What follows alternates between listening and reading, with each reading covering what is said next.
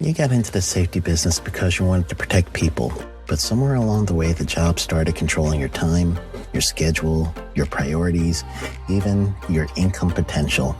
What if the expertise you've built over the years in the field can give you something more? More freedom, more control, more ownership of your future. I'm Sheldon Primus, the author of 7 Steps to Starting a Profitable Safety Consulting Business and the host of the Safety Consultant Podcast, with more than 350 episodes helping safety professionals become consultants and grow their career. Consulting changed my life. In fact, I'm a full-time RVer, and one consulting contract paid for my home I live in today. Now, I help safety professionals build their own consulting practice through bi-weekly coaching calls, accountability, and personal guidance. But this program isn't for everyone. Start with the Consultant Readiness Audit at sheldon.coach. What if everything we thought we knew about safety was just interference? From the host of the Rated R Safety Show and the founder of Safety FM comes the complete Signal Transmission Trilogy, now available in one powerful edition. Safety, in my opinion, the book that started the conversation. Safety Mutation, where the boundaries of culture, systems, and belief begin to break. And now, Safety Transmission, the final piece of the signal. For the first time, all 3 books are together in one volume. The Signal Transmission Trilogy, Complete Edition. This isn't just about compliance. It's about consciousness. It's about decoding the way we think, lead, and live, inside and outside the system. Whether you've been following the signal since the beginning or you're just now tuning in, this is the version to own. Search Signal Trilogy on Amazon or visit safetyfm.com to get your copy now.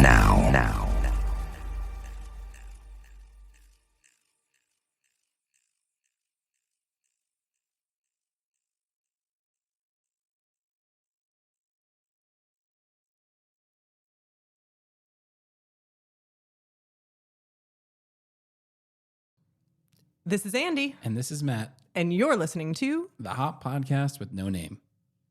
What a dumb name. It's so stupid.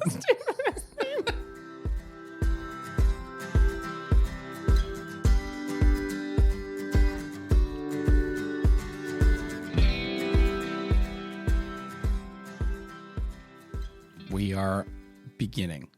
I was going to say and we're off, and it just didn't feel right. And so we're starting. This is the start. Start episode 53. Go. Here we are. This is how it begins. All right. So we are. You're nailing it. Yep. That's right. Thank you for the confidence as we begin recording. This is going to be great. We are continuing our conversation about what those in senior leadership can do as this HOP stuff takes hold. Is that how we're summarizing it? Yeah, great. I think that's actually how I summarized it in the description. I don't think you ever read my descriptions when I post these, so now you know. That's it. That's how it starts. Yeah, so we are trying to offer whatever little advice we can if somebody is in a leadership position where they can actually make a holistic plan of how to try to adopt HOP concepts. Like what have we seen in terms of what the steps to those plans are and what seems to work well. And we're calling this step 2, although really it's step 3 because there's a step 0. But it's important to call out that while we're outlining it step by step, we have talked to organizations, I think, that have started at any one of these as the first step. Correct. Yeah. And so this is it's not nearly as linear as this is like our dream scenario we're giving you, kind of an ideal way to do it. Yeah. So if you haven't heard the last 2 episodes before this, highly suggest listening to them so the rest of the conversation makes sense. Step 0 was about the shift in an individual's beliefs that would need to happen so that we know what we're actually using HOP to solve for. And then last episode was about step 1, which is the fact that then has to be a widely held conversation about the shift in belief. And as people are shifting their thought process, then the type of information or data that we're looking to collect is going to naturally shift, as well as the things that we're curious about or interested in from this leadership level. So the types of questions we're going to ask and be interested in people knowing the answer to is also going to shift. So that was step 1. And now step 2, which I guess I feel like the piece we're really missing is, how do you make any of what we just talked about into some sort of cohesive plan? Like if you were going to put together, for example, a PowerPoint presentation on this shift in plan, what does it look like? Like, what are the discrete elements of what you're proposing shifts? Which is that fair? Now we're talking my language, because I think a majority of the emails that I've sent, either personally or professionally, include bullet points, because that's how my mind works. So talking about how it'd be a PowerPoint presentation is, now we're cooking. This is what I like to hear. Yeah. Okay, so PowerPoint presentation. Slide 1. Slide 1 is a probably your name about and what you're here to talk about. Okay, got it. That's that is slide 1. Okay. So slide 2 is a table of contents about... All right, slide 3. Let's go. Slide 3. It is a statement about the shift in belief. Specifically, you're saying this is historically what we've been solving for, and this is what we are trying to solve for now.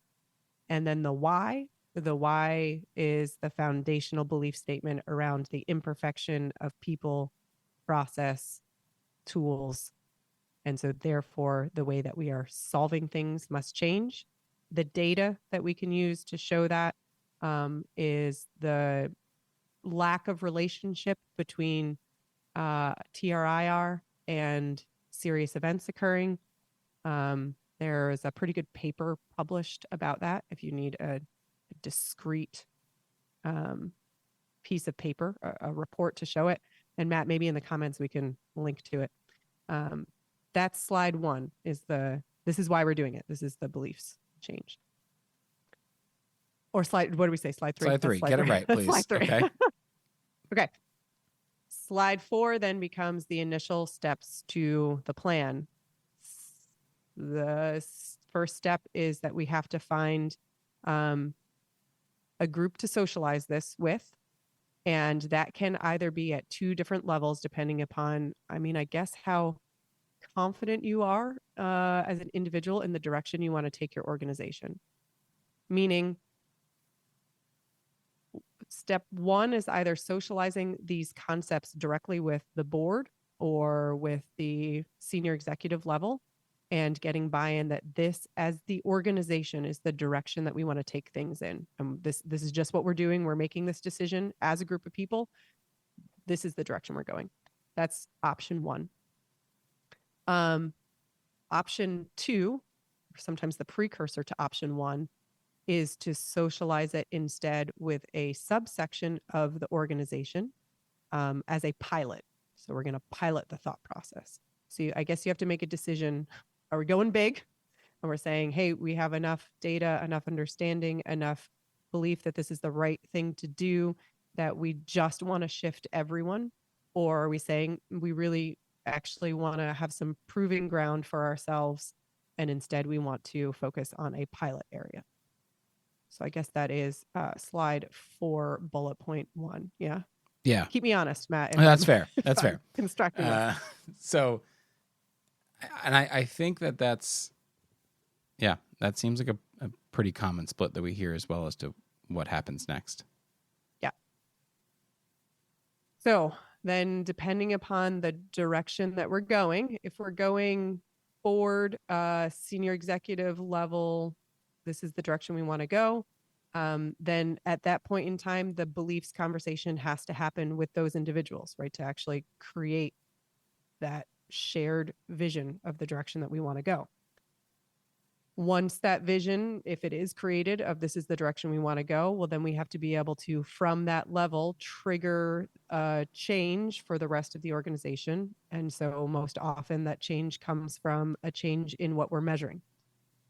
Organizations will tie the change in what they're measuring also to their bonus structure, so that people understand that this is important enough that we're wrapping around our bonus structure around this as well. Most organizations have some sort of target around lack of injuries or lack of environmental events wrapped around their bonus structure. And then in this change, they actually move from that being the target to something along the lines of the ability to understand, mitigate things that could have serious consequence or fatality. How you choose to pick that metric, obviously entirely up to the own organization. We mentioned in the last episode, you can look at that reactively or proactively. If you had to choose, I would absolutely choose both, but lean towards the proactive side of things, where your metric is around people's ability to learn and make improvements to the mitigation structure of things that they are understanding in their organization that could have potentially really high consequence. And that on the reactive side is often around events that we label PSIF. And on the proactive side is often around things that we would consider critical to safety rules or life-saving rules or things like permitting processes. So that is, what is that? That is slide 4, bullet point 3.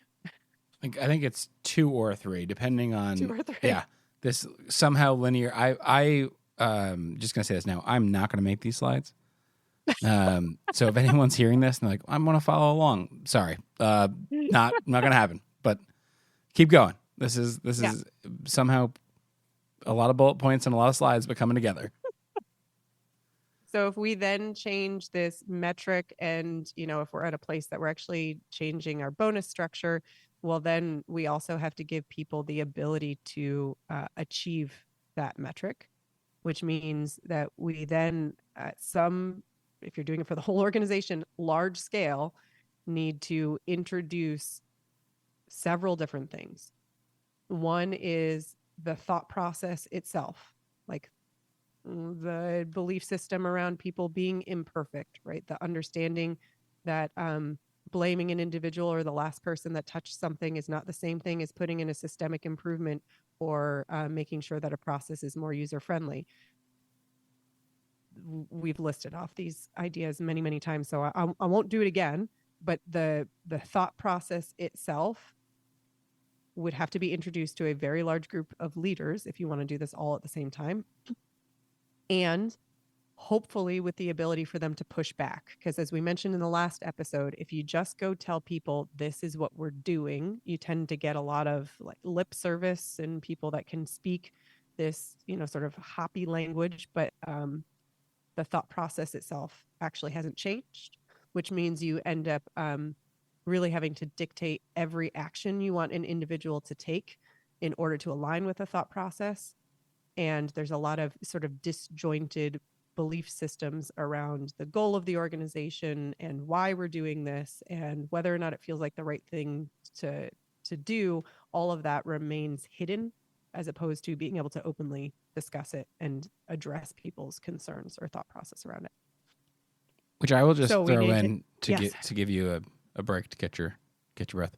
I will just throw in that I probably say this every episode, maybe every other episode.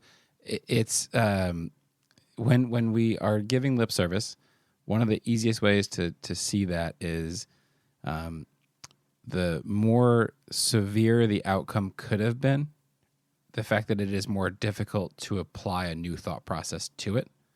I think we feel that fairly often. So if there's a lot of lip service going on and people haven't changed their thoughts at a leadership level, when something could have had a high consequence, it's very easy to fall back into the old routine. Mm-hmm. And so I think that's a good way to look out for it if the change is just at a lip service level. Which, I mean, to your point, Matt, actually kind of defeats the entire purpose of this whole concept, right? Yeah. Because the things that we are most curious and most concerned about are the things with the potential for the highest consequence. And if we don't adjust our thought process there, well, then we kind of defeated the entire idea of why we're doing it to begin with. But I think, unfortunately, we hear that most often. Yeah, I don't disagree. Yeah, the higher the consequence feels, the more often we see people slip into whatever was comfortable historically in terms of response to something, because it feels safer to do, feels more comfortable, that's feels just more familiar. That's the lip service litmus test, as they say. I think that's trademarked. Now, that was So I think it's just a good way to tell. That's how you check. Okay, so now we've introduced the thought process to a large group of people in a way that they're able to push back on it, that they're able to have engaging dialogue. A lot of organizations call that introducing HOP foundations, or they call it building HOP fluency. But really what it looks like on paper is a large-scale training discussion with senior leaders and the folks that report to them that go in depth in these concepts in order to build enough momentum to continue to move in the direction so that the shift in strategy isn't jarring. That then allows those senior leaders to have discussions with their not only counterparts, but the people that report to them to back up why there's a shift. So when you picture training your organization, I wouldn't say you have to train every single person, right? You're not thinking the entire organization has to go into this in-depth thought process. The higher somebody up in a leadership team is, the more they need depth of knowledge, because they're the ones leading this shift in thought. And they have to be able to speak to it. And so being able to speak to it then requires wrestling with it. So then they can speak to, at a local level, why there's a shift, what the change is, what it looks like. Once we have some folks bought in, if you're picturing the whole organization, which is a really hard lift, but a lot of people thinking this way, then we have to make sure that people can tangibly execute the changes that you're asking them to execute. And the most large change, or the largest shift, is the way that we would be gathering information, both proactively and reactively, because we're no longer in this space seeing non-compliance as the end goal of what we're trying to find. Instead, something like an event or non-compliance with a rule that is actually, that's just a symptom. And in order to understand what is happening behind the scenes, to either have that be the tangible output you're seeing or have that be the symptom of deeper problems that you're seeing, then we would have to have people be able to have a conversation in a way that is generally fairly foreign in organizations. The reason it's foreign is because it's not a linear root cause analysis, which we're actually pretty good at in organizations. Instead, it is a discussion that is far more accepting of complexity and variability, understands that complexity and variability is part of real work, and invites people to teach that, meaning the end user to teach it to you. So in this space, that's called operational learning, and it can be used proactively or reactively in order to understand the health of your system. If lean concepts are something that are more familiar to you, picture it as creating a ad hoc current state value stream map for a part of a process or the execution of something, with all the nitty-gritty ugly details of not the utopia of what we want on paper, but with all of the real life difficulties, confusion, problems that go along with any work process. So we would need a group of people in the organization that have the ability to operationally learn and know what that looks like. have practice with using the concepts and also understand the barriers to being able to use it, like our own biases in terms of if we're seeing things as person problems or system problems. So that would have to be bullet point 5 on page 4. Did I nailed it, right? Yeah, I think so. Yep. Totally. Yeah. And that's your prerequisite to being able to do something different, right? So all of what we've just said, that is the we're going to physically now do something differently with the change that we've made. So we've shifted our thought process. We've gotten people to a place where they are comfortable and they're practiced with operational learning. Now we need to go tangibly do something different with that. And that's when we start thinking about changing one or multiple of our current management systems to align with this, to enable people to physically go do something differently. A simple example is we're going to change how we audit to life-saving rules, or we're going to change the way that we're gathering information around anything that historically needed a permit, or we're going to change the way that we are talking to people and how we're learning post-event, or we're going to change the way we are auditing to compliance requirements. Depending upon the metric that you've chosen, one or multiple of those elements are going to make sense for you to use more than others. If I had to pick, like if I was in charge of my own organization and got to pick anything without any other ramification, no strings attached, the things I would be most interested in doing are changing how we proactively learn about things that have the potential for high consequence. So that would probably be some sort of audit process that we'd be changing. And I'd also be really interested in how we're learning when we have near misses or events, right? So that would be changing our incident management system, right? If I had those two things, that's where I would start if I could start anywhere. Which is interesting because you just said, hey, this is where I would start. And we're 19 minutes into this conversation. It was necessary to build up to get there. This is where I would middle. I just think that I want to put some of this in perspective because, I mean, we've talked about it over 3 episodes, but this is not a week after a senior leader has heard this for the first time, right? Can we give some sort of time scale? Obviously, It is super relevant to the individuals, the company size, their propensity for change.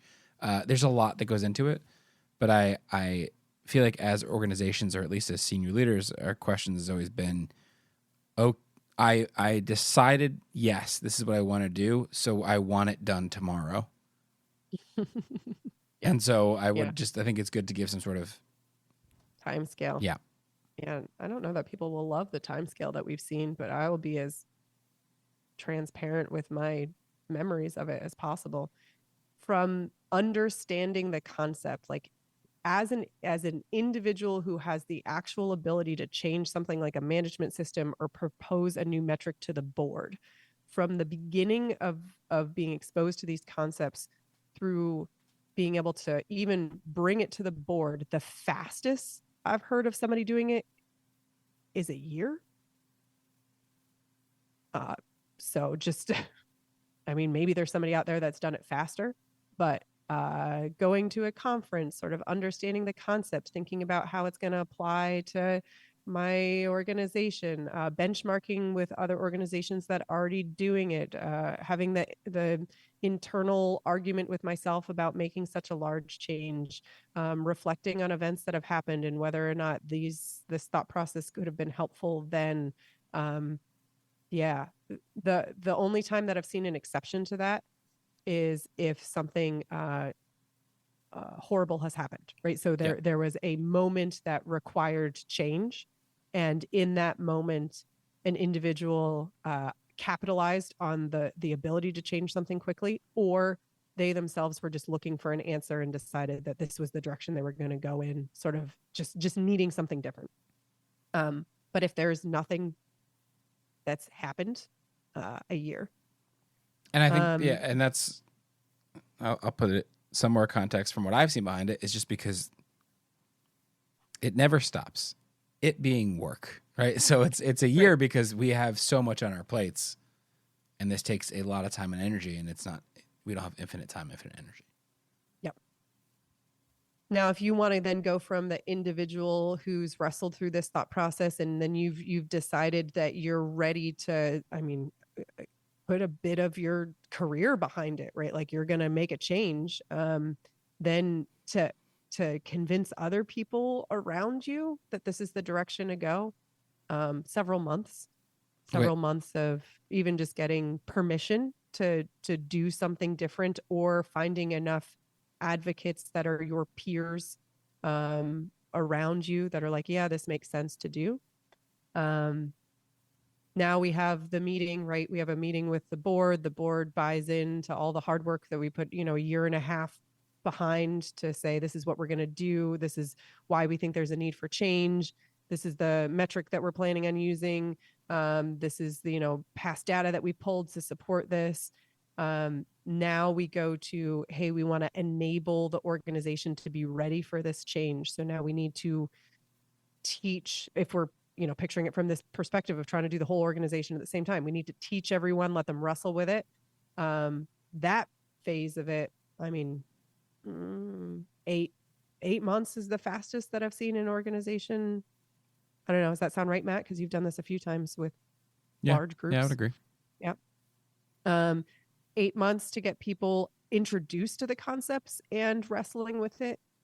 Now you want to take a subset of those folks and get them really good at operational learning. That part, the training for it isn't hard. It's the practicing it that becomes hard. So people will come back to us after being trained on it and say, within 6 months, they've done several different operational learning opportunities or learning teams. So 3 to 6 months, we see people, if they start to use the concepts pretty regularly, feel pretty confident with being able to use it. So by the time we're ready to actually allow people to tangibly change, like on a large scale, what we're looking at and how we're asking questions in terms of changing those management systems themselves, we're already a couple of years in before the management systems themselves start to change. Yeah, I think that's necessary perspective. Yeah. Because I think it's easy to get excited about this, and that it is such a deeply, beliefs-based change that it takes time, it takes energy, which isn't just. And we're also describing turning the whole giant cargo ship around, right? Correct. We're talking about moving an entire organization around. Yeah. Right.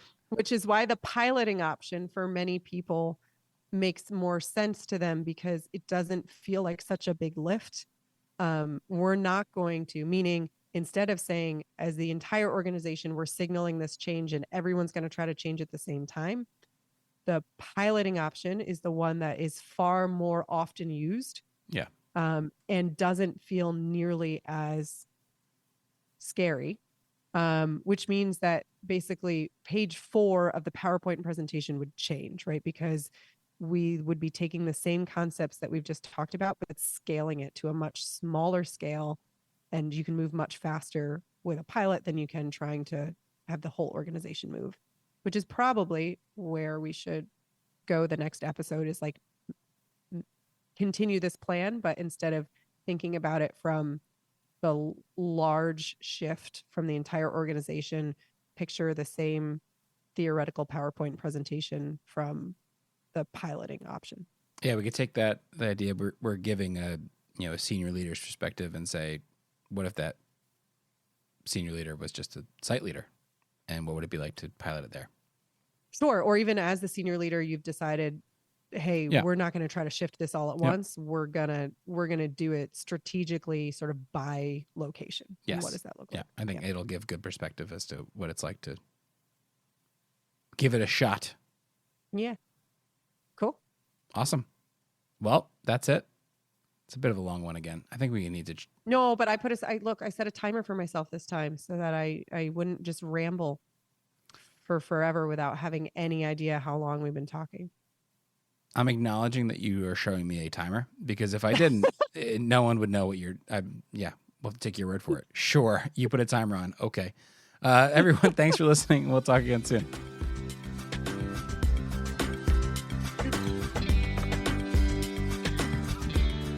Well, that's it. Yep, another one in the books. We did it. If you want to send us any of your thoughts, actually fling us any of your thoughts, you can do so at the website www.hoppodcast.com. That's HOPPODCAST.com. It's still such a stupid name. It's such a stupid name. We look forward to hearing from you. Thanks for listening.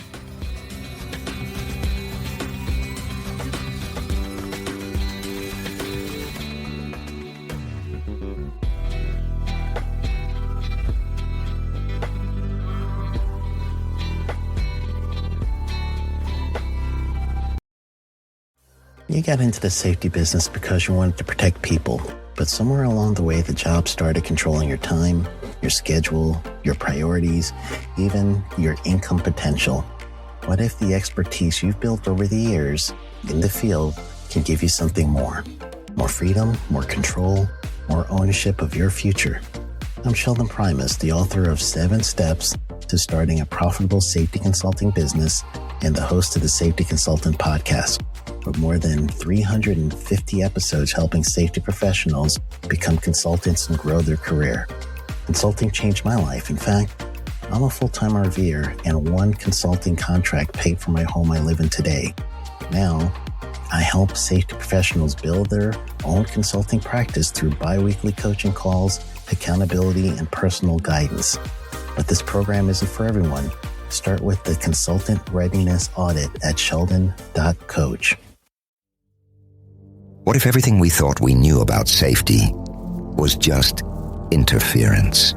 From the host of the Rated R Safety Show and the founder of Safety FM comes the complete Signal Transmission Trilogy, now available in one powerful edition. Safety, in my opinion, the book that started the conversation. Safety Mutation, where the boundaries of culture, systems, and belief begin to break. And now, Safety Transmission, the final piece of the signal. For the first time, all 3 books are together in one volume. The Signal Transmission Trilogy, Complete Edition. This isn't just about compliance. It's about consciousness. It's about decoding the way we think, lead, and live, inside and outside the system. Whether you've been following the signal since the beginning or you're just now tuning in, this is the version to own. Search Signal Trilogy on Amazon or visit safetyfm.com to get your copy now.